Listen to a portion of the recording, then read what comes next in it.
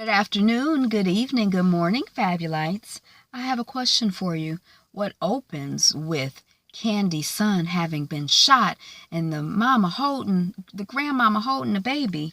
And what closes with Catherine Cryer walking up on Veronica Harrington saying, Veronica? If you guessed The Haves and the Have-Nots, Season 4, Episode 12, then you're correct. Thank you for clicking and joining me as I review, recap, chat, comment on The Haves and the Have-Nots, Season 4, Episode 12. Is it Season 4? The Fallout from War.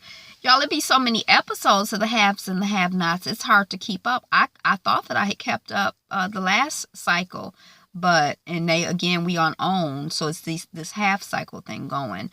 But apparently I didn't, because the last I knew they were going to the hotel and Benny had his stuff had been repoed or due to Miss Candace, and I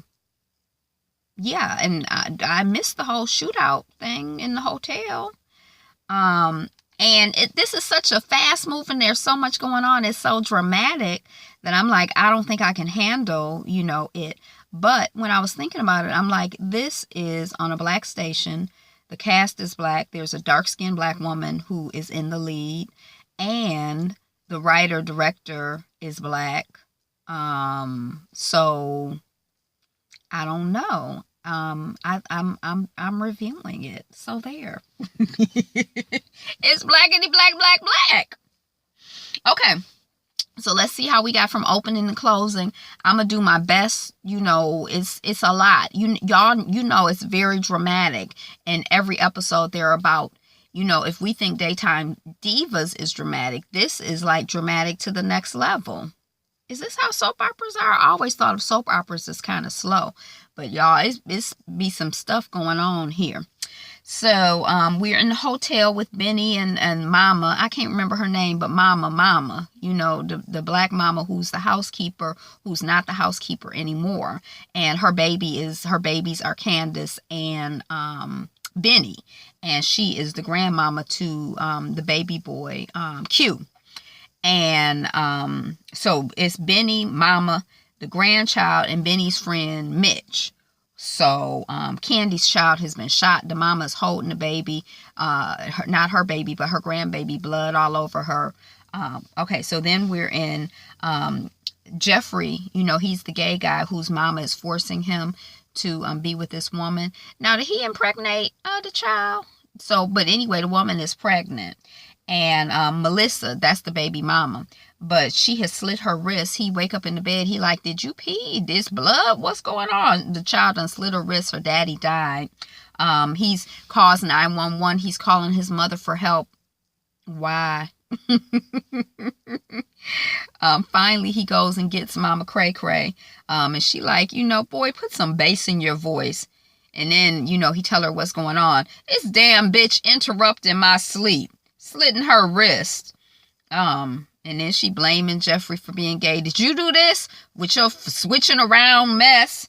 And then she go in the room and she hitting the child and slinging her around, bleeding all over my $1,100 sheets. Die. If you die, I'm gonna make your whole family's life miserable. Crazy. Now, when the show first started, Veronica seemed like a not nice lady, but I know she is really enjoying playing this villainous, crazy woman, because this woman, she be so committed to her belief system and her worldview. She's so crazy. Veronica is crazy. Veronica Harrington, Mrs. Harrington, is a mess. Did they get the divorce yet, David and Veronica? Okay, so then we see Candace at her friend of me, Erica's hotel room door. When she first came on the show, I thought she was her friend, and now she's her enemy.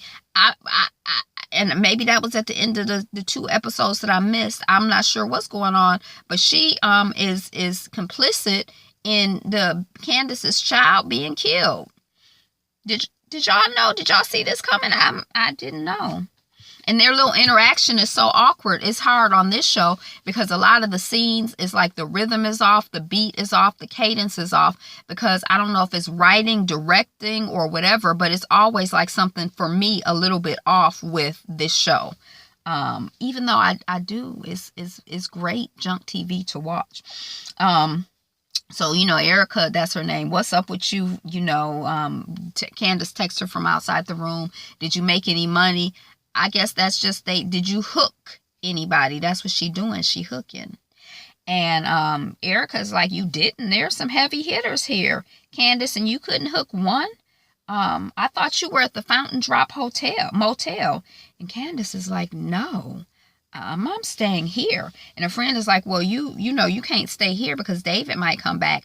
And Candace is like, no, I'm not asking to stay with you. I got a room, because this guy was leaving and I got his key and it'll be in morning before housekeeping, comes to check. But, I don't have anything. It's like deja vu. I had millions. And then friend of me, Erica, is texting War while Candace goes to her closet because she ain't got nothing. She like, I need to change of clothes. Her girl is like, yeah, go on in there. You can take anything except for the yellow dress. And Erica is texting War and she finds out that Candace's son is dead. And then friend of me, Erica, basically finds out that she and now War are the only ones who know where Candace is, since Candace lets her know that she not answering Benny's calls, she not answering Mitch's calls, and she not planning to call them back, and she planning to turn off her phone and go on to use her bat phone. She turned off phone A and she going to phone B, the bat phone, the backup phone, and she making sure her girl, her frenemy, her enemy, has the number. And then we see David in the bar.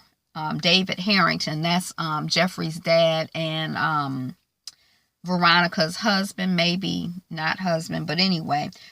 He's approached by the acid recovery guy. He's got a bandage over his eye. And I think that the acid recovery guy is the guy that got the money back from... when Candace had all that money, I think he's the one that got that money from her. He hustled her or whatever. And he says, well, thanks. He's saying this to David.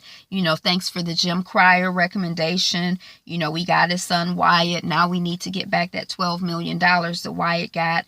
And David is like, I think I blew it with Erica. I think I pushed too hard. We were both enjoying each other literally. And she asked me to stop mid-stroke. And the guy is like, listening to the story they talking. He like, she could be setting you up. I mean, it could be this, or she could be setting you up. And David is like, you spend too much time with Candace types, which this child is. And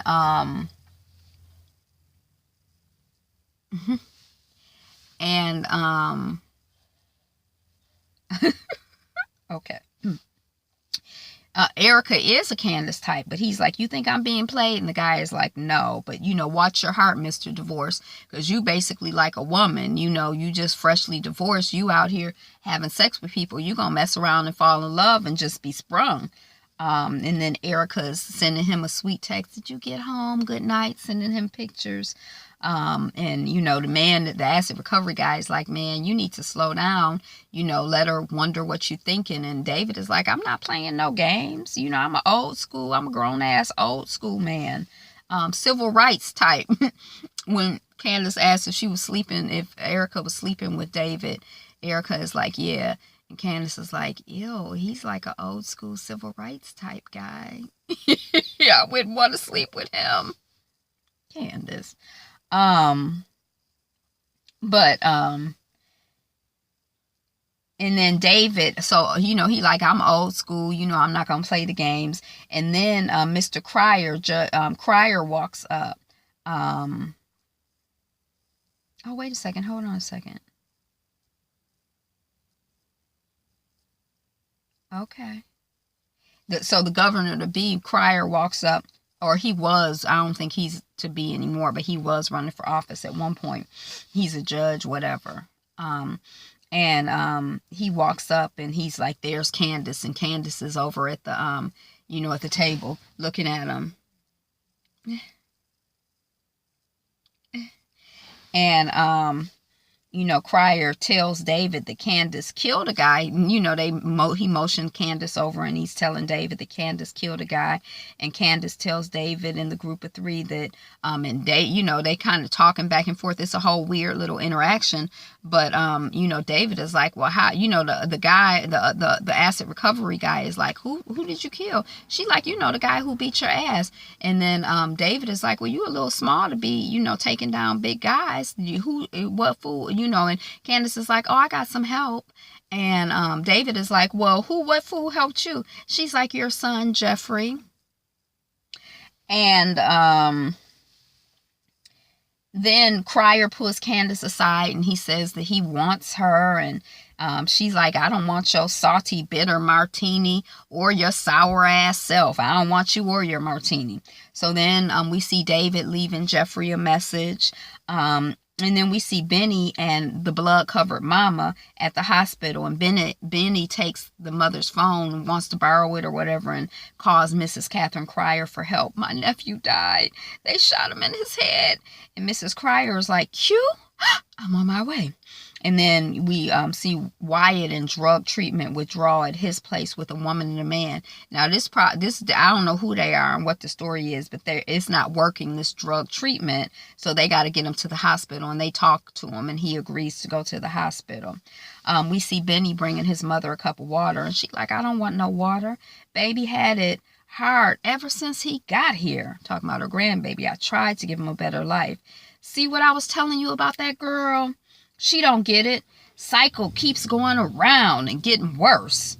Was trying to stop it before it got too late. Why are these people just stopping in the middle of the street staring at my neighbor's house? See, that's the kind of stuff that I'm like suspicious of. I'm like, are they, I guess they just looking at it because they think it's a pretty house. The cycle is going around and it's just getting worse. And I was trying to stop it before it was too late. And now that baby is dead. Yeah, they just house looking.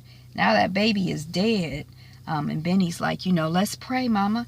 And Mama is like, I don't have nothing to pray for. And then, not now. And then, I can't go back to that place ever. Because Benny is like, well, let's go back to the hotel and take a shower. I'm like, I'm not going back to that place. He don't really know what to say or what to do, Benny. And then Benny is like, okay, stay here. I'm going to handle a few things. I'll be back. And, he walks off, and then he bumps into his friend Mitch, and he falls out. Oh, they done killed him. They shot him in the head. I'm going to get him. And then Mitch is like, hold on, it's okay, man, it's okay, man. And then this woman walks up to this woman and like a group of men. It looked like something out of like, I never saw West Side Story, but it looked like something out of the West Side Story in my head that I would imagine. They like walk up to him, and the woman is like, Mitch! And Mitch is like, why did you tell her? And then his brother is like, somebody tried to take out my brother. You don't think I'm telling? And then the woman is like, who is he? And then Mitch is like, I'm not telling you or whatever. And then Benny is like, Warwick Lewis. He go by the name of War. He be over here. This how tall he is. This what he look like. Go get his ass. And then the woman is like, unleash hell. We can never let them think it is our right to go after. I'm alone. And then we see Jeffrey in the hospital waiting room, and Mama Cray Cray Veronica Harrington enters. And she wearing that little red dress she had on was cute, wasn't it? I thought it was very cute. And she's like, you heard anything about the baby? And Jeffrey is like, I heard nothing. And Veronica is like, goes up to the desk and, talks to the person behind the desk, or nurse, and she's, I need to get some information. And the woman is like, well, the doctor, is not going to be available. They're working with patients. She like, the only patient that is of any consequence is the one that's carrying my grandchild. Go ahead and get the doctor. And the woman is like, what are you talking about? I told you you're going to have to wait. And Veronica is like, how long were you in nursing school? And the woman is like, what? She like, well, you got all them student loans, and I know the head of the hospital, your ass is about to get fired. So what you need to do is you need to get me a doctor here to tell me the status of the woman who's carrying my grandson in 3 minutes or less. And I'm setting my cell phone timer right now. Go ahead. You're on the clock. And then she go back to where Jeffrey is sitting. Now, instead of sitting next to Jeffrey, it's a woman who's sitting, it's like Jeffrey, a table, and then 2 more seats. So Veronica say to the woman who's sitting at the seat, it's like Jeffrey, the table, and then the woman, Veronica, is like, can I have that seat, please? I want to sit next to my son. Woman gets up and she goes and she sits next to Jeffrey. And then Veronica is like, don't sit there. I'm trying to have a private conversation with my son. She's crazy. And then Jeffrey is like, this girl tried to kill herself because of you. And Veronica and Harrington is like, because of me? You think I'm a villain? And it's like, yes, you're one of the best villains on TV as far as I'm concerned with your crazy behind, Miss Veronica Harrington, cray cray. And then she said, did I slit her wrist? And then she calls a staff person, her maid or whatever, on the phone.